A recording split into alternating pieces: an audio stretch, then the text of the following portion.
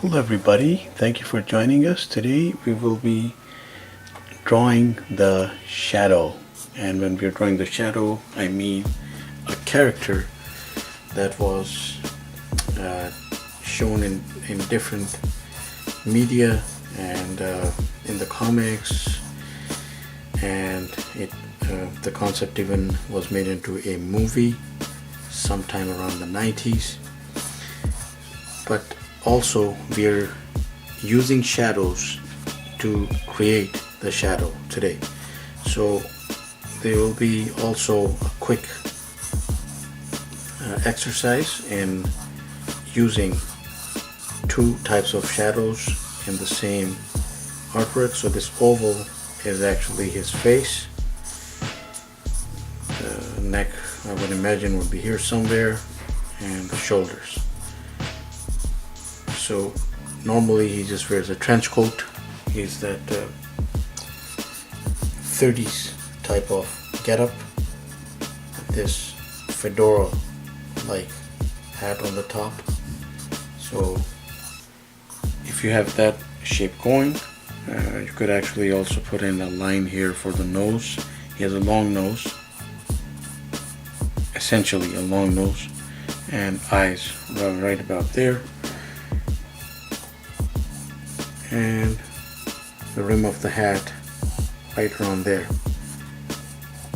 So if you have all these things in place, we will draw ourselves the shadow using two different types of shadows to bring him forward. So rim of the hat,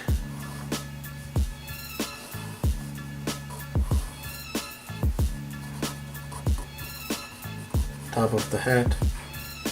You could just go, there's no balance in the shape, just like that. It's good enough. And then have the rim going downward toward his face, so his eyes right around there. Now you could draw comic eyes, leave it white, or you could actually draw more human eyes and have a pupil, iris, and all that stuff going, but it's not necessary. I think the comic version actually looks cooler if you ask me. So there's his long witch-like pointy nose and portion of the side columns and the ears.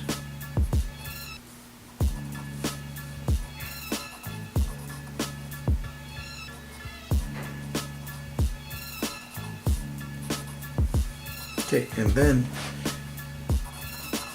he wears this cloth over the mouth all the time.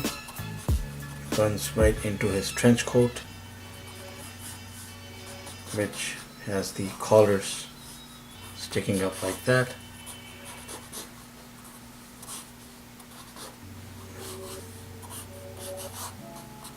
Sometimes the proportions are like that they show in the comics used to be like very wild, and this also actually had a sort of so it was like a scarf that was put up right on his mouth, perhaps to cover his identity, or it was for style, because he was not really going to be beat by anybody.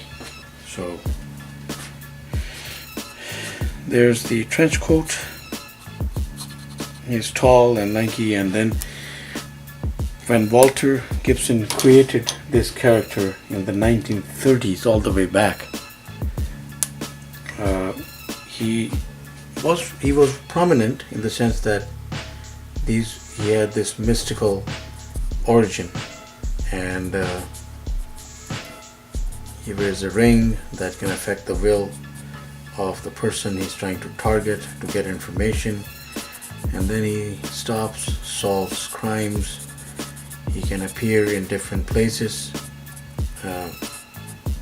well, not all at once, but out of nowhere, so hence the shadow. So it's like a precursor to any character that was popularized and who could vanish and do it without gadgets. So the shadow, then of course,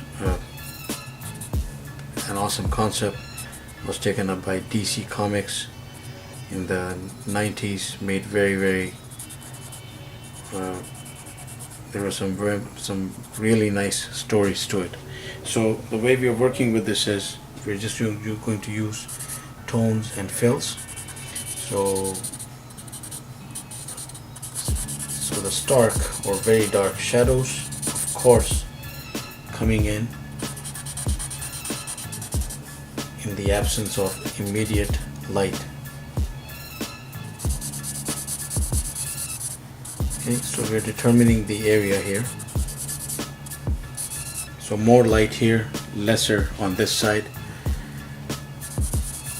And I'm going to use, of course, the comic style to do this.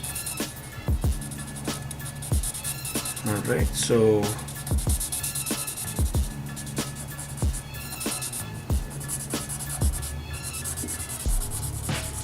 drop the shadow over the shadow right down till there, because that's a huge hat and it casts its own shadow.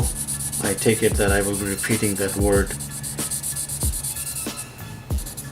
quite a bit as we put down the shadows onto the shadow. So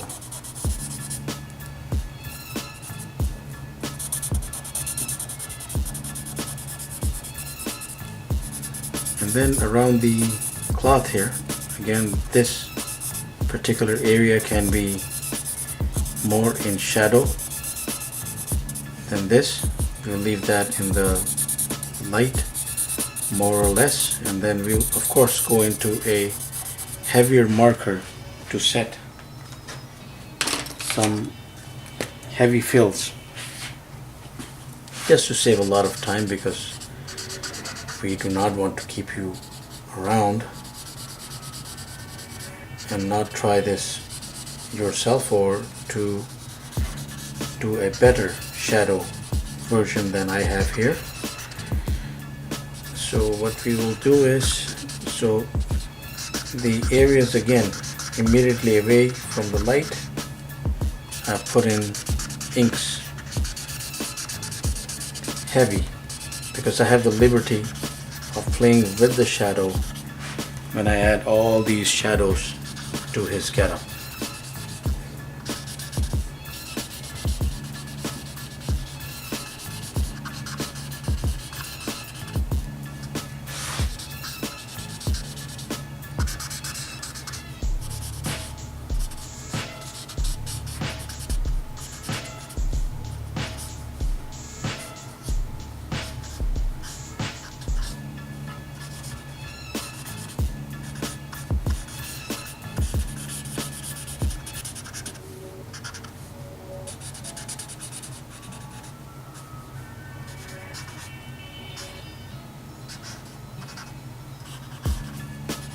Alright, so heavy shadows out of the way. Then we go to the lighter ones, and essentially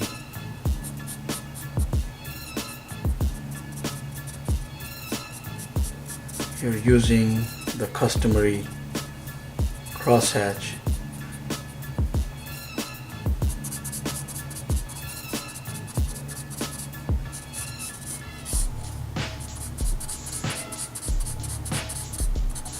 for this particular kind of drawing, the way I just laid it out. The crosshatch helps to drop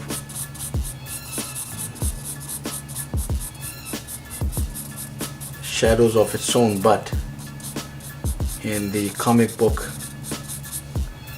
broken up comic book style.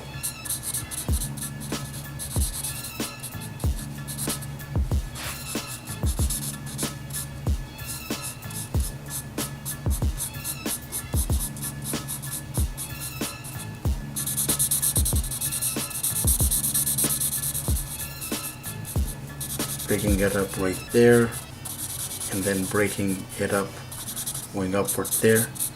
And there's no, the only thing that I think that we need to be mindful of when we are putting these accompanying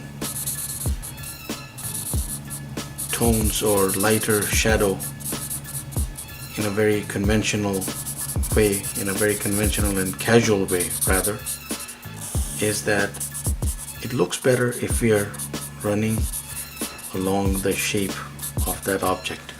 That is the general rule for any crosshatch,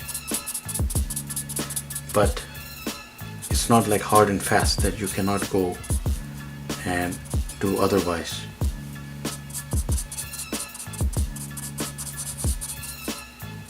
As I'm taking some liberties here with the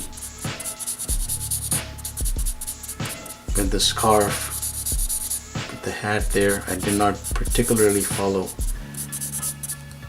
that shape because it needs a little more time. Of course, you could make this into a quick sketch, or you could make it much more refined and then gift it to that rare shadow fan, because as good as this character was, he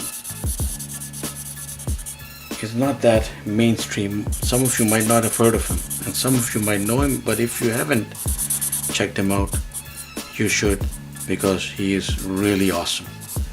He's the essential, let's say, more realistic Batman. So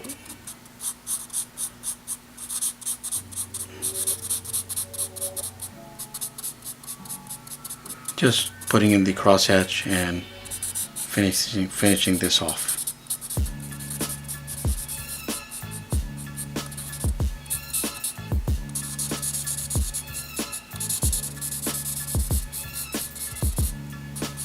Alright, so there we have it, a quick exercise in putting down the shadows crosshatch, and then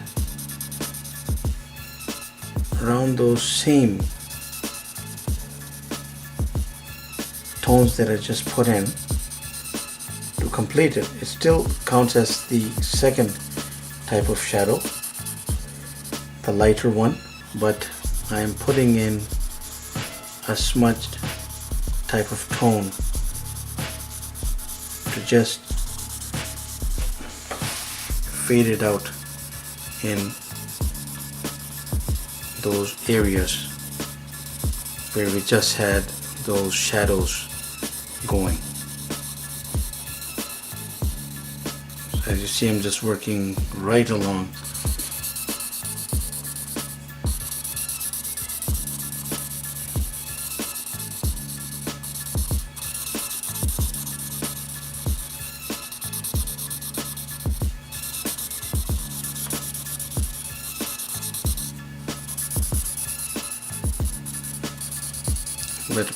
Little bit at a time.